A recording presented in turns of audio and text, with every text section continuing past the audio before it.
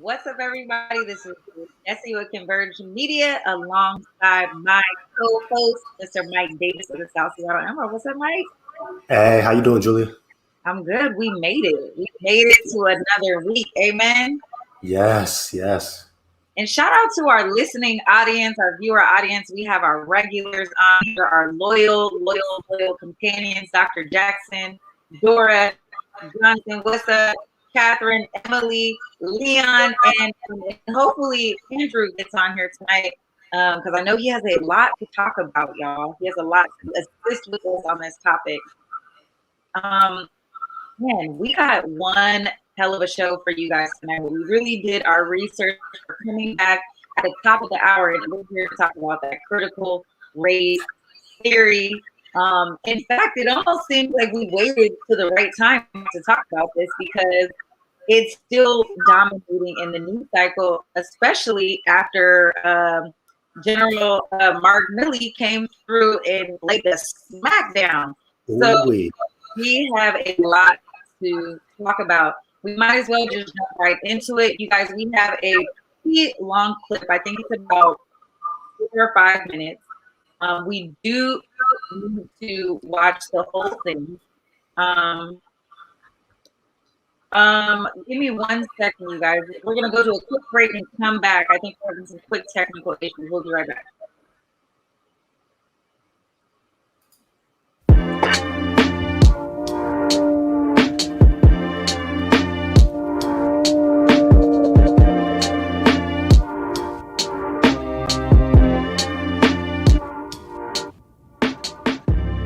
Converge Media produces culturally relevant content for Black and urban audiences. Our coverage is raw, transparent, and objective, praised by community leaders, government officials, and residents.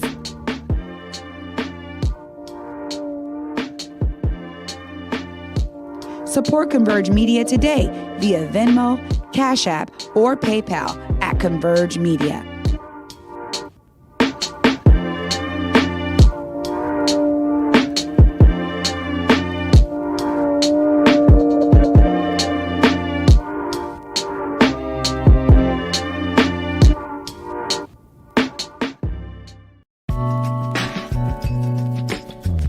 Hey, it's Jake from Converge Media and Get the F Outside.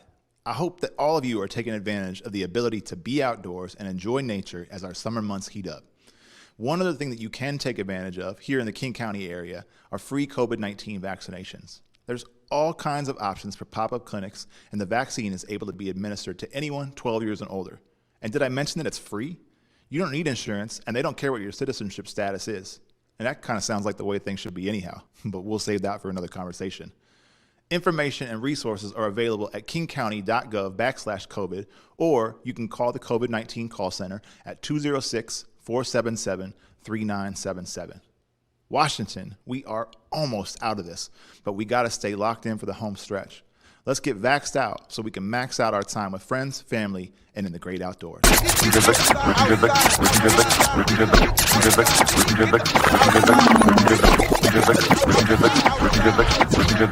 Outside. The backyard got mountains in it. I do not move until my accountant finish.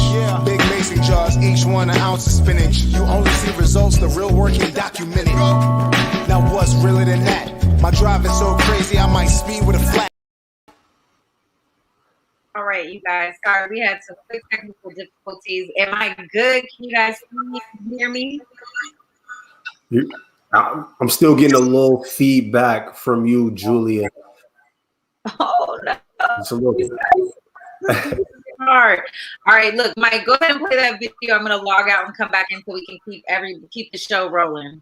Yep, it's all good. So we got a video. It's Joy Reid. She's gonna break down critical race theory. She's speaking with one of the co-founders of the theory. The clip is a little over 4 minutes, so it is kind of long, but please bear with us, y'all, because this information is important. Cuddy, can you run the clip, please? Some of you may be wondering, what's the deal with the GOP freakout over critical race theory?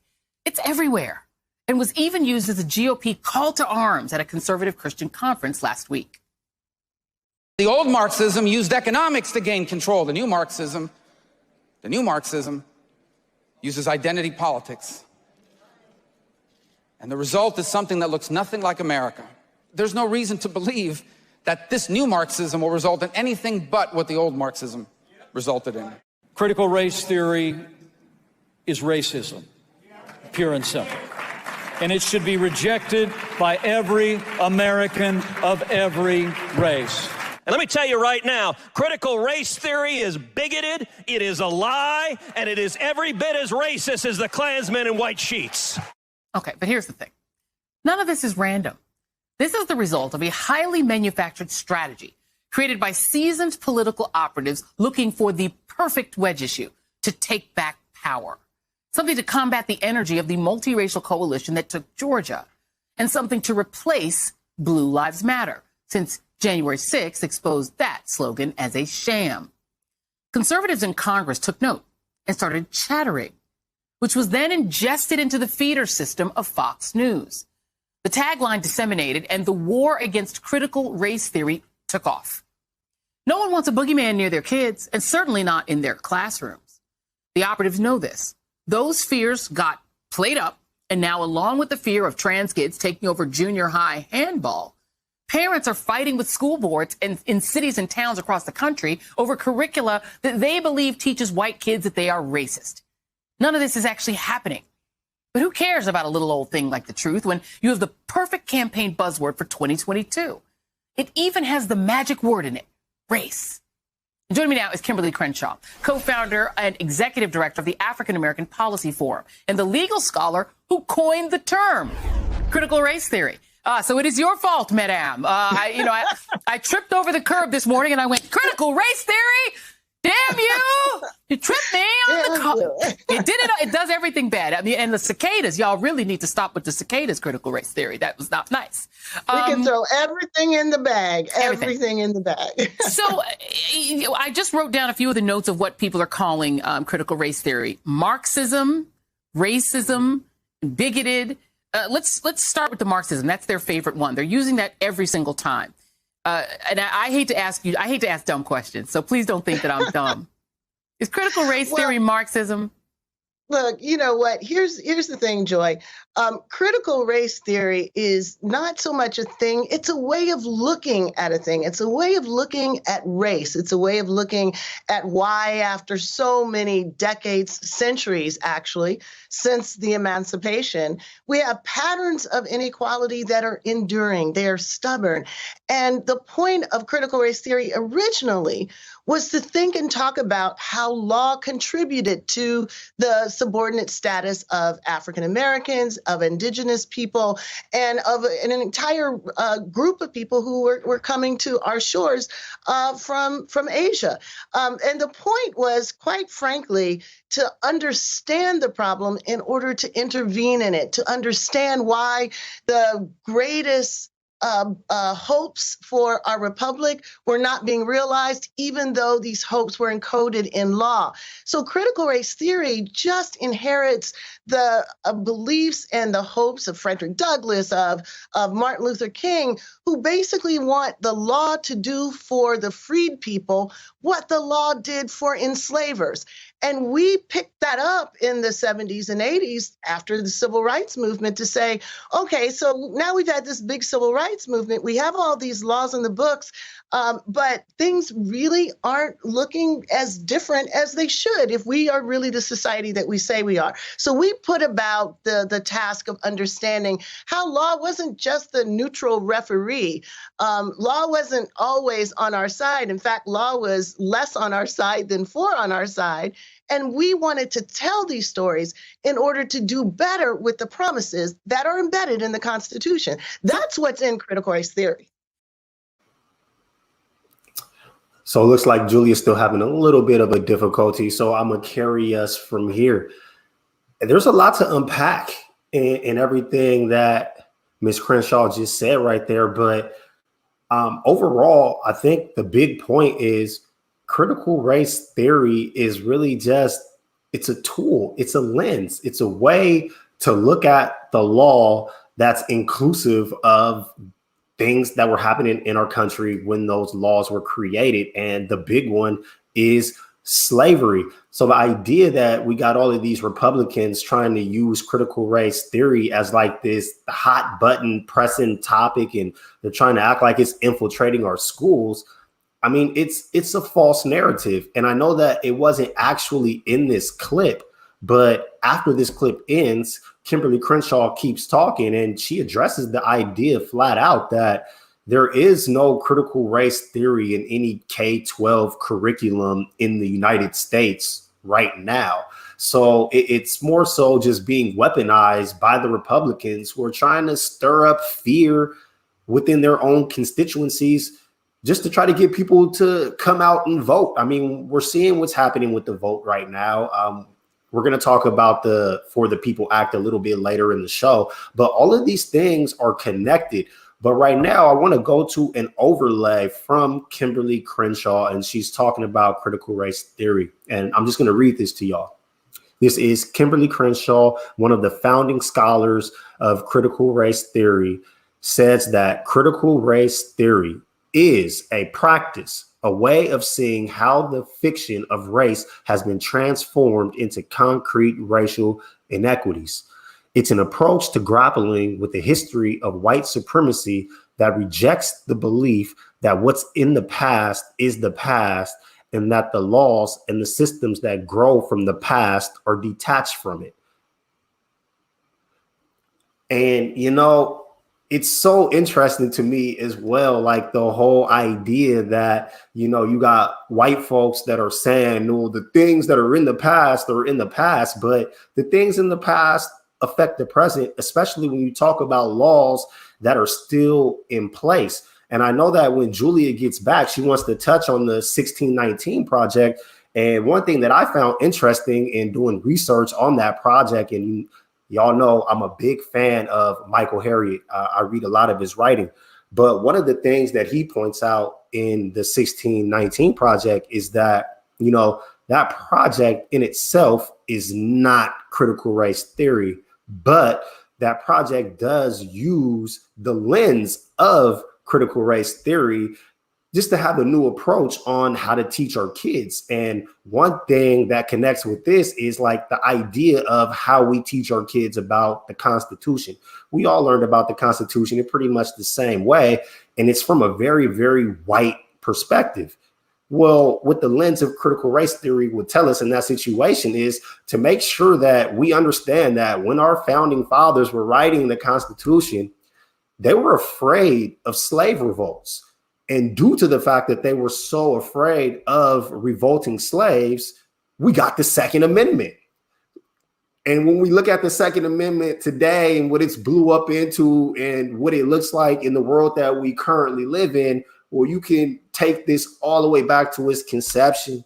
And that right to bear arms was the right for white folks to protect themselves against revolting slaves, which also links into the whole idea of white men in particular being able to take the law into their own hands, which led to slave patrols, which led to the police as we see them today. So there's no way that we can separate our past from where we are currently, because these events that happened in our past influenced the people that made the laws. And a lot of these laws are still in place today. So everything that we see is connected. And that's why it's so important that we actually teach the proper history in schools to our students, just so they know. And critical race theory doesn't change history. It supplements it. It adds an additional lens of how to look at these concepts so that things like slavery don't get ignored when we're telling these stories. And we have a second overlay that I want to go to now. Cuddy, if you can put up the second one. And this is from Priscilla Ocean, professor at the Loyola Law School. Critical race theory ultimately is calling for a society that is egalitarian, a society that is just, and a society that is inclusive. And in order to get there, we have to name the barriers to achieving a society that is inclusive. Our government at the moment is essentially afraid of addressing our history of inequality. And if we can't address it, then we can't change it. And Cuddy, if you can, please throw up some comments. While we don't have Julia here, I might as well talk to the audience. But that also, Mama Walden, these are the same racists that want. Yeah, well, look, you already know how I feel about that. I don't look at Democrats and Republicans as very different. I think they're one and the same. I don't trust either party, so they're very interchangeable to me. But yes, Leon, the Republicans are being extremely disingenuous. I mean, this isn't really about education. This isn't really about the past. This is about the right now. This is about making sure that they keep these white folks fired up, these conservatives. They got to keep them fired up. They got to keep them afraid because they need them to vote. We've seen what happened in Georgia. They don't want to see any more red states turn blue. So the number one thing they got to do is make sure that things like For the People Act that will give us sweeping reform on voter rights at the federal level, they got to make sure that they block that. And then on the ground level, they have to make sure they keep these white folks voting, especially while they're suppressing the votes of people that will oppose them. It's all connected. It's all a political ploy. And that's really what we're looking at when we're looking at critical race theory and the reason why it's infiltrated the mainstream media in the way that it has. But luckily, we do have people who are out there pushing back. And Leon sent me a video, and it has circulated. So some of y'all might have already seen it. But Cuddy, can we go to General Mark Milley and his pushback on Sure. First of all, on the issue of critical race theory, et cetera, I'll obviously have to get much smarter on whatever the theory is. But I do think it's important, actually, for those of us in uniform to be open-minded and be widely read. And the United States Military Academy is a university. And it is important that we train and we understand. And I want to understand white rage, and I'm white, and I want to understand it. So what is it that caused thousands of people to assault this building and try to overturn the Constitution of the United States of America? What caused that? I want to find that out. I want to maintain an open mind here, and I do want to analyze it. It's important that we understand that because our soldiers, sailors, airmen, Marines, and Guardians, they come from the American people. So it is important that the leaders, now and in the future, do understand it. I've read Mao Zedong. I've read Karl Marx. I've read Lenin. That doesn't make me a communist. So what is wrong with understanding, having some situational understanding about the country for which we are here to defend?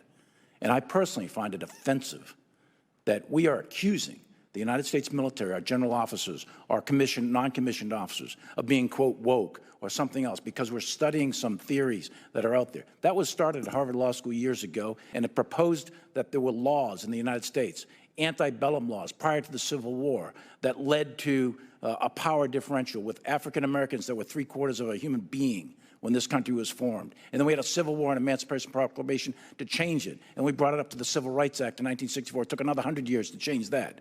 So look, I do want to know. And I respect your service, and you and I are both Green Berets. But I want to know. And it matters to our military and the discipline and cohesion of this military. And I thank you for the opportunity. Yo, what he said, it was on point. In all seriousness, I'm with him. I appreciate him. But y'all, I gotta laugh at those shots of Matt Gaetz. Tell me y'all seen Matt Gaetz in the back. How is it possible that he looks that disgusted over the idea of, thank you, Emily, you're right there with me. He's disgusted at the idea of teaching critical race theory to college students at West Point. But when it comes to child molestation and child trafficking, I guess he's all good with that. That is very, very interesting values from our Republican leaders. But that was hilarious. But this is really important, though. Why will we not teach critical race theory to the students at West Point, to our military, the people that are supposed to fight for us, the people that are supposed to defend us? They have to know the history of us. And it's important that they know the real history of us. So shout out to General Mark Milley. I mean, he clapped back. And that's what we need to see. We need to see more folks standing up for this, especially someone like him, because what he says matters. Because the students at West Point are in college and they're actually old enough to actually take these courses. The craziest thing about all of these Republicans who are getting out here and they're saying all of this, oh, this is racism, this is this, this is that.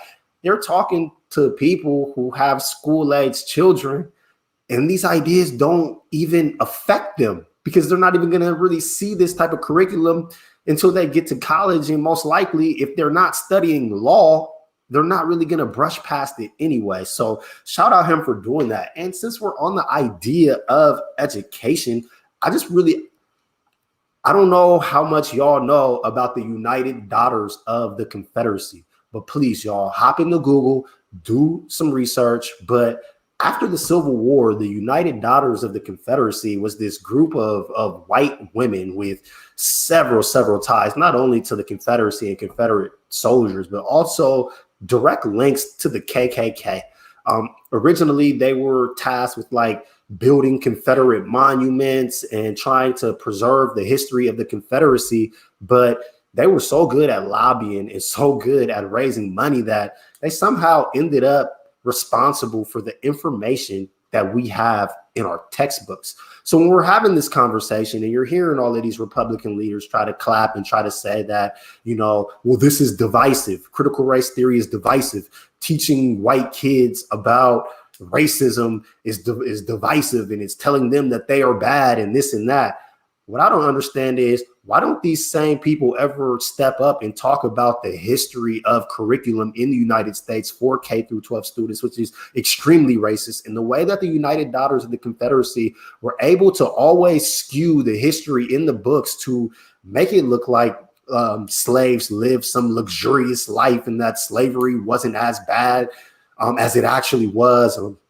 They hide a lot of the atrocities of slavery. They hide the fact that a lot of our founding fathers were slave owners, and a lot of the laws that we have were not necessarily to uphold slavery, but to make sure that we maintain the status quo. I mean, you got folks that really got together and made it law that Black people were 3/4 of a human, or 3/5. I'm sorry, let me get that right. But still, these are actual laws that they came up with. Why would they do that? It's important to teach the kids why. And I see a comment from Catherine Keller. Can you put that up, please, Cuddy? I just want to read that. Promoting myths, daughter of Confederacy textbooks are very important. Those type of people who promote ignorance are all over textbooks companies and some college education departments. You're absolutely right. And you know, that should be bigger. If we're going to attack critical race theory and we're going to talk about how divisive it is, well, what's more divisive than letting people with ties to the Confederacy, with ties to the KKK, be the ones that write the history books that get distributed to our kids?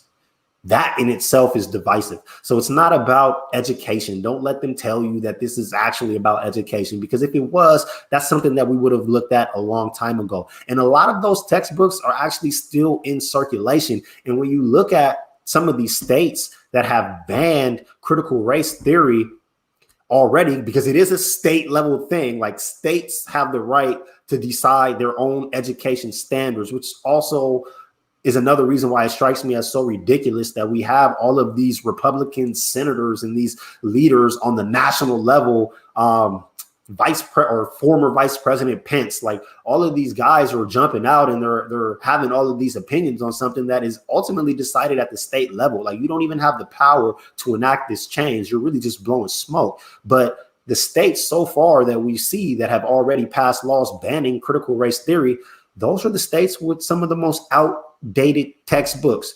And the more outdated your textbooks are, the more likely that they are going to be written by literal racists. So if you really care about divisiveness, if you really care about teaching kids the proper history, how about we stop being so soft on the Confederacy in our textbooks? How about we stop softening the language around slavery and how atrocious it was? And to all of the people on the other side who keep trying to say, oh, this stuff is so old, this happened so long ago, it's time to move on.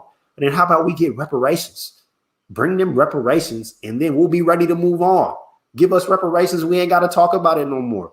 But that's not something that we want to do. Y'all just want Black folks to be quiet and move along and just endure this racism as it perpetuates over and over through generation and generation and generation. And that's what we're not going to do. So, Cuddy, can I get another? Ooh, is Julia back? I mean, I was trying to get back in, Cuddy. I almost had to pass him out in the back, y'all. Ooh, glad to have you. The show, I was trying to get in. You guys, you had a hot topic. So, shout out to Mike Davis, who was a one-man show, a one-man wonder, buddy. Listen, I think this topic comes at such a great time, and it begs the question of what is actual history. What are we actually teaching that is history? And, you know, you see all these people with their feathers just so ruffled about something that's not even actually being taught. You know, critical race theory is a graduate law program, and it's a niche kind of subject matter, and it's not widely taught. And so when we're talking about whether or not CRT is being implemented in schools, in fact, it's not. There is no curriculum that's being taught in schools. I think Kimberly Crenshaw would argue the fact that, you know, K through 12 students aren't really as advanced to learn this subject matter. I mean, it's an intense learning topic, but really we're having a conversation about systemic racism. And I think a lot of time, Mike, is that people want to talk about individualized racism and whether or not I as a person am racist, but really critical race theory begs the question of whether or not our systems that are set in place are those races, and what is the construct around those, and how do we dismantle that? And so I would argue to the parents and to the many people who are going up against this, politicizing this topic, to say this is in fact just a method, right? This is just a theory for us to begin to say whether or not is our past also defining our future, and then how can we make recommendations to change that. But look, I think we need to cut to a quick break. I am so sad that I had all these technical difficulties, problems, but I'm glad to be back. Let's shoot to a quick break and we'll come right back.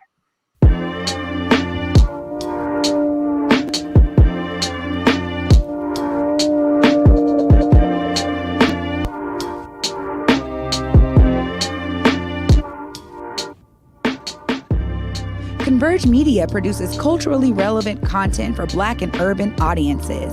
Our coverage is raw, transparent, and objective, praised by community leaders, government officials, and residents.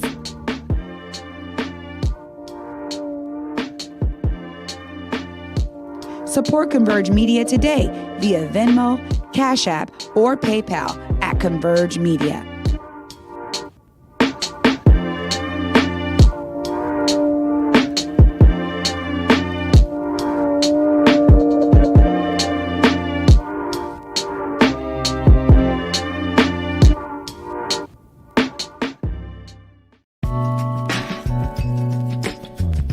Hey, it's Jake from Converge Media and Get the F Outside. I hope that all of you are taking advantage of the ability to be outdoors and enjoy nature as our summer months heat up. One other thing that you can take advantage of here in the King County area are free COVID-19 vaccinations. There's all kinds of options for pop-up clinics, and the vaccine is able to be administered to anyone 12 years and older. And did I mention that it's free? You don't need insurance, and they don't care what your citizenship status is. And that kind of sounds like the way things should be anyhow, but we'll save that for another conversation. Information and resources are available at kingcounty.gov/COVID, or you can call the COVID-19 call center at 206-477-3977. Washington, we are almost out of this, but we got to stay locked in for the home stretch. Let's get vaxxed out so we can max out our time with friends, family, and in the great outdoors.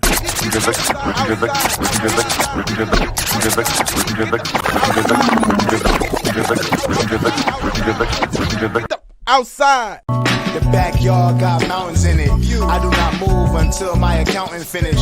Big mason jars, each one an ounce of spinach. You only see results, the real working documented.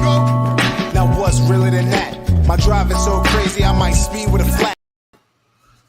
Hey, welcome back, y'all. So we're going to continue a little bit of this talk on critical race theory, and Julia gave us a great video. All of this is so related to white privilege. I see some of y'all talking white privilege in the chat. So we're going to go to a video right now that just kind of paints a picture of what this privilege looks like in a more literal term. Can you run that video, Cuddy? Shoulder to shoulder, take off your backpacks. Basketball, line up, we're about to race. Hey, we are racing for a $100 bill.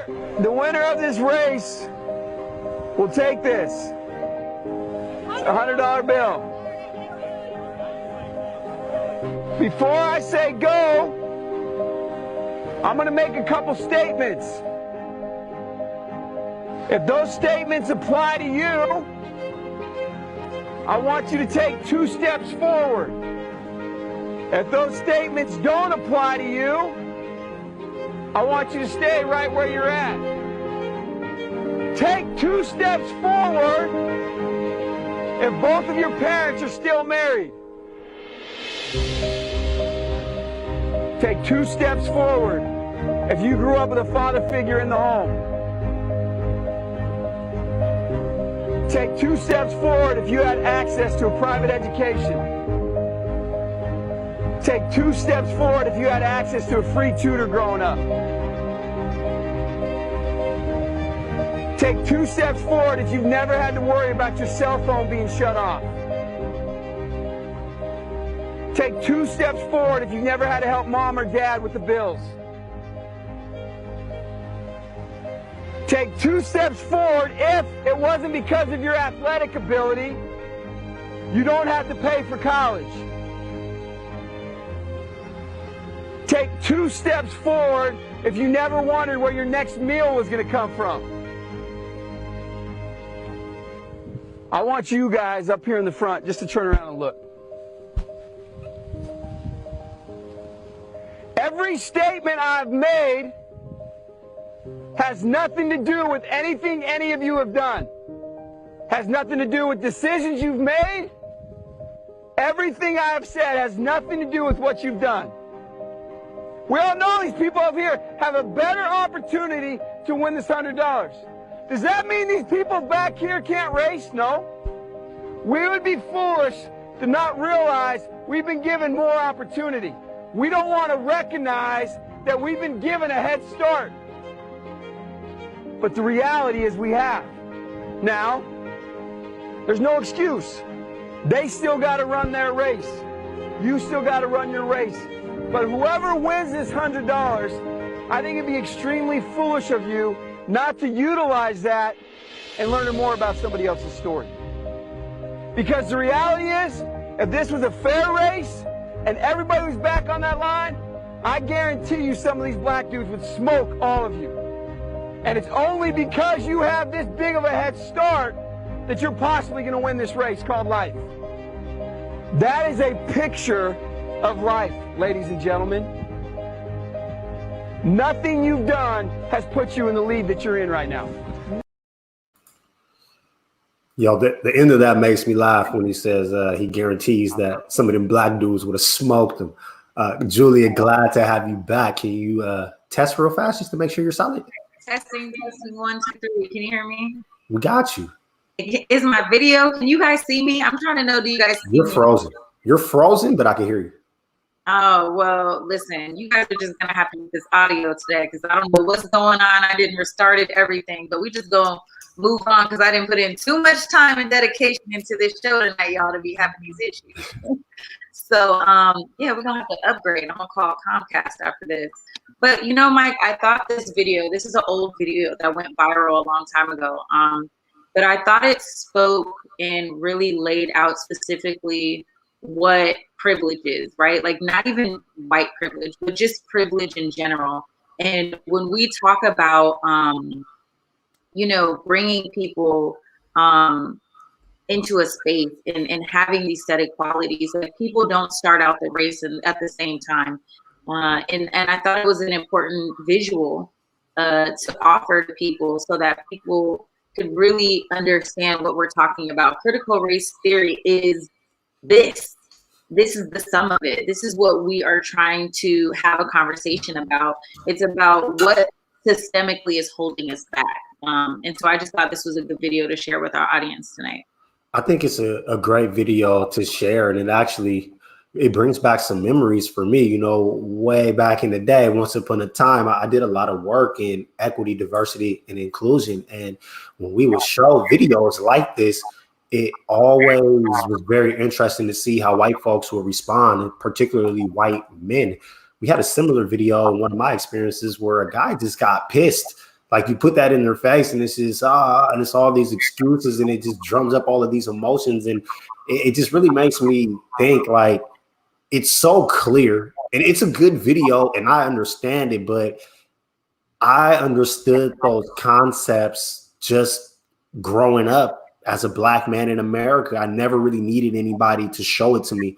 I always find it interesting how people can grow up and never even have to think about these concepts, never have to acknowledge these concepts, and how some of those people react when you actually put it into their faces. So I appreciate you putting this in the show, and I'm pretty sure our audience received it well, but you know, some people just refuse to see the truth no matter how blatant it is in their faces. Yeah, okay. Oh, yeah.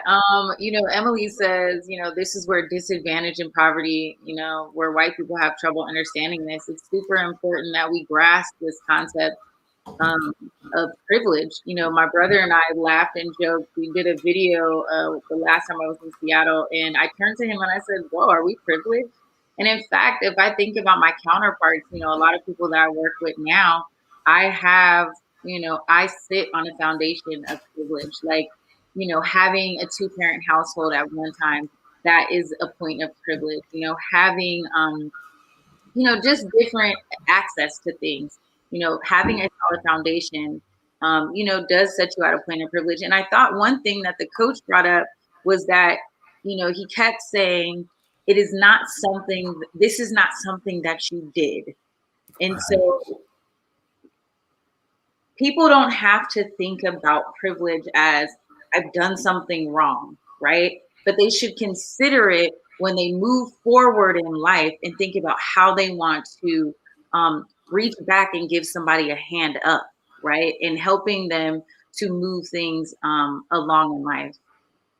Yeah, no, that's one of the strongest points that the coach made was that, you know, he named off so many different things and there was so many different steps that people took and none of that had anything to do with the individual. And that's the piece of white privilege that sometimes gets lost in the sauce. Like, it's not all white people. It's not saying all white people are bad. It's weird sometimes when white people receive it that way because that's not what we're saying. What we're saying is that the laws were made by a set of white people who made decisions that benefit white people. So even if you as a white person, you may not be racist on an individual level, but you live in a country where there's systems in place to ensure your success. And some of these laws are set to ensure that others fail. So, it's just an acknowledgement of that. And that's the system that we live in. But it's a great video. That coach did a really good job with those kids. It absolutely does. I don't have the next show topic up, Mike. It's okay. Cuddy, can we take a quick break? And when we come back from break, we'll dive into the headlines. We got a couple quick headlines for y'all.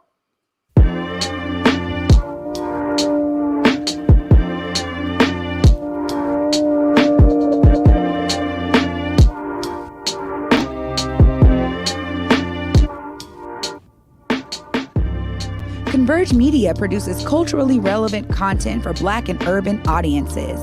Our coverage is raw, transparent, and objective, praised by community leaders, government officials, and residents.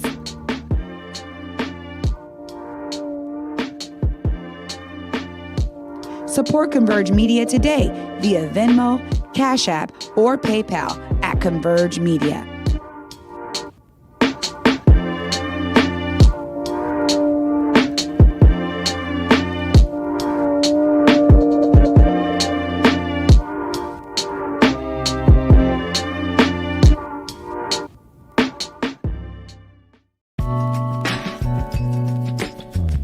Hey, it's Jake from Converge Media and Get the F Outside.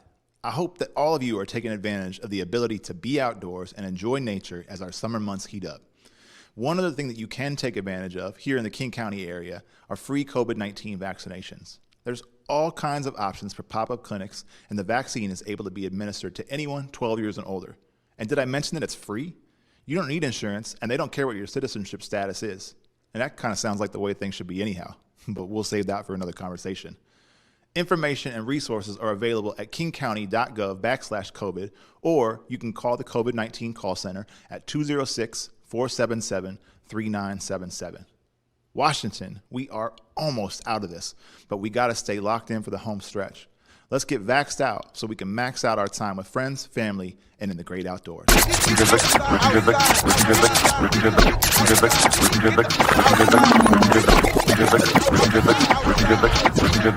Outside. The backyard got mountains in it. I do not move until my accountant finish. Big mason jars, each one an ounce of spinach. You only see results, the real work ain't documented. Now what's realer than that? My driving so crazy, I might speed with a flat. Hey, welcome back, y'all. And Cuddy, can you put up that comment by Dr. Jackson? She just put up a good one. She said, speaking of liars, are y'all going to clap back on Rudy Giuliani being suspended from practicing law in New York by state court? You know we're going to have that smoke for Rudy. We're not going to have it today because we don't got no time. But we got smoke for him. We got smoke for his son for recording that ridiculous video. We're going to bring that to y'all next week. But right now, we got a couple quick headlines, and then we got to roll. So we are going to talk about the For the People Act, the Republicans that came together, that got it out of there, even though everybody, even Joe Manchin, came through and voted for it on the Democrat side. Republicans still got it out of here. Cuddy, can you run the video? NBC's Sahil Kapoor on Capitol Hill now for us. Sahil, what about it? Where do they go? Shep, a major vote in the Senate today. Republicans, of course, unifying to filibuster Democrats' sweeping election overhaul and voting legislation. Now, Democrats insist this is not the end of the road. You heard Senator Schumer there. He said after the vote that Democrats were going to exhaust every option they had to continue fighting for voting rights. Vice President Harris, who was presiding over that vote, you heard her voice there announcing that failure to 50-50, unable to get 60 votes. Take a listen to what she had to say just after that vote. The bottom line is that the president and I are very clear. We support S1. We support the John Lewis Voting Rights Act, and the fight is not over.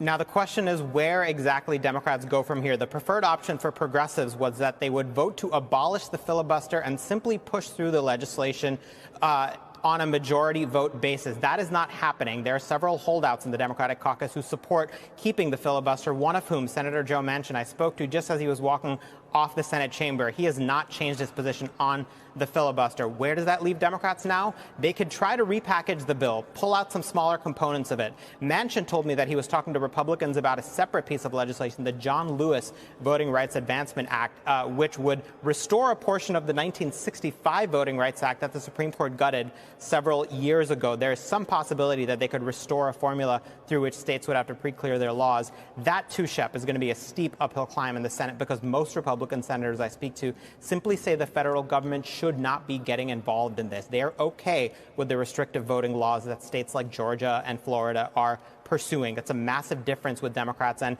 it's very difficult to see that Venn diagram overlap with what Democrats want, which is a federal standard, things like 15 days of early voting guaranteed in every state, automatic voter registration, universal access to mail-in voting. Republicans are simply not interested in this stuff. And as long as the filibuster remains, it's going to be a very difficult uphill climb for Democrats to get any of these through. Shep? Clear. Now, he's right about the filibuster stuff. I don't know if I would go as far as to say several Democrats. We know Joe Manchin and that monster of a lady out of Arizona, those two are going to be against the filibuster. I don't know about the rest. But Julia, what are your thoughts here? I think it's difficult because right now we're seeing the filibustering being so highly politicized where we haven't seen this, people filibustering like this in our history. So it's really become a form of weaponizing so that legislation doesn't get through.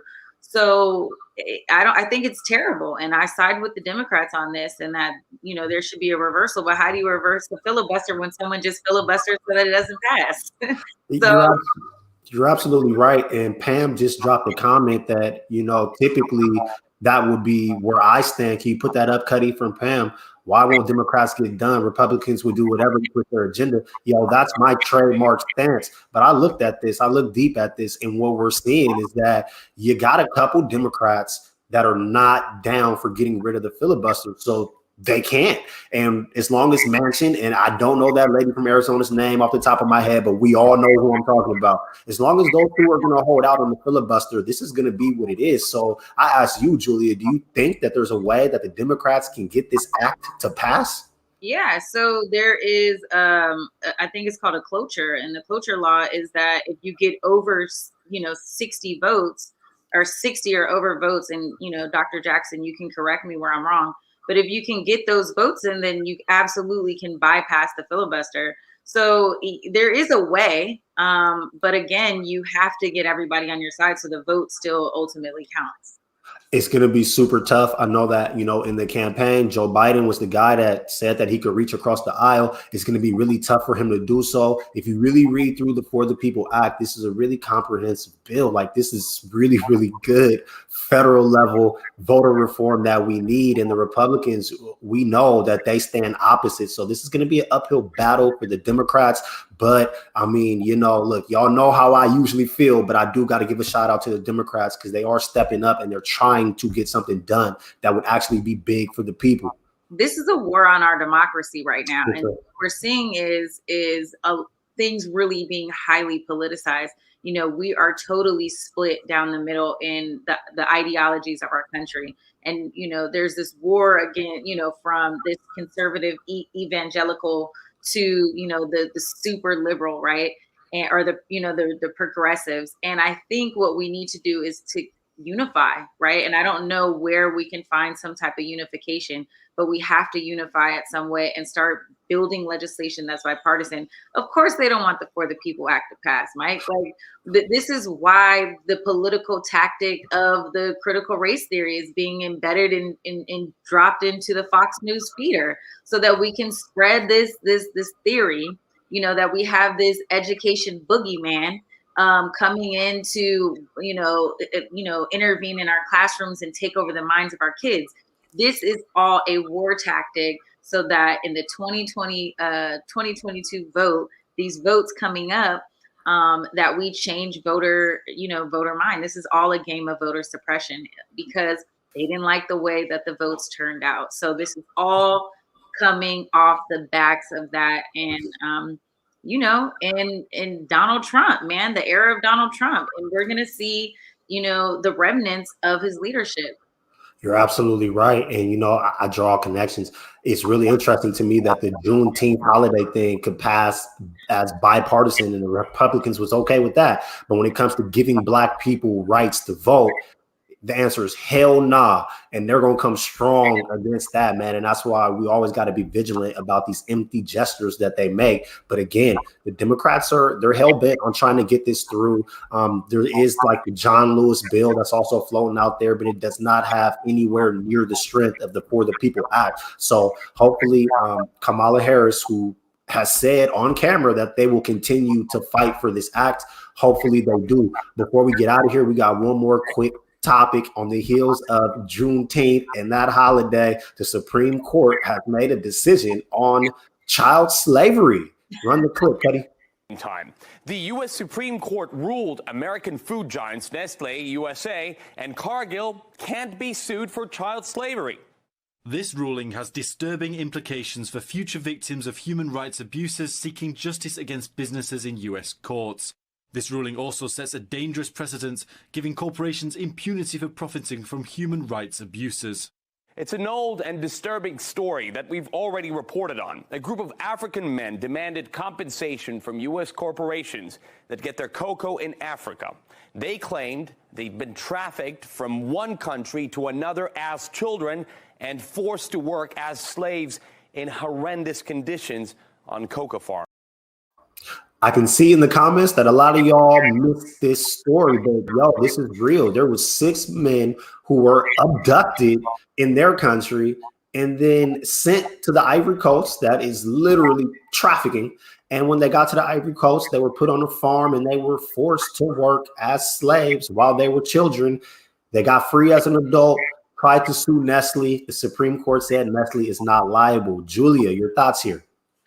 Mike, I mean, is this new? Like, are we shocked? Are we surprised? We're talking about child labor. I'm not shocked. I'm not surprised. And, this is exploitation. We see this all the time. We see that, when we get jobs that are outsourced, a lot of times, we're exploiting, we're using this to exploit, companies are using this tactic to exploit people and pay them nothing and little to nothing. And they have nothing.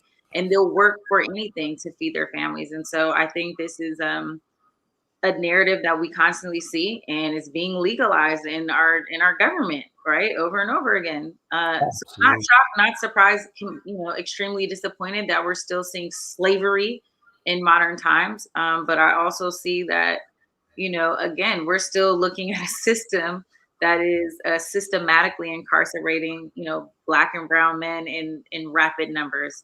So if they'll do it here in the United States and call it one thing, they'll do it, in developing countries and call it another. So where we see it as enslavement, they see it as infrastructure. You're absolutely right. And the only thing in this story that I did find surprising was that in 2020, the U.S. Department of Labor funded a report to look into child labor in West Africa. And they found that there were 1.56 million children in 2020 in West Africa being exploited on cocoa farms. So they know what's going on, but somehow these American companies that are profiting off this are not liable. But ladies and gentlemen, that is our show. Thank you so much for joining us. I wish we could have more Julia. She will be back next week and it will be okay. Yes. When I come back, I promise not to be frozen. So listen, we're gonna come back. We're gonna come with it. I'm gonna call Comcast and cuss them out so that I can come and bring you guys the best show I can bring you. Yes, we're going to come with the smoke. Where can they find you when you're not here? You can find me at the South Seattle Emerald. Anywhere you find the South Seattle Emerald, you will find me. You can also find me on Twitter at Real M Davis. And when I'm not here, you said I think. When I am not here at Clapback Culture hanging out with you guys, you can find me on Instagram and Twitter at Treasure of JULES. Make sure you like and follow me. And you guys, continue to pull up, show love. Thank you guys for hanging in there with me, you guys. And we'll see you next week. This is Clapback Culture. Peace.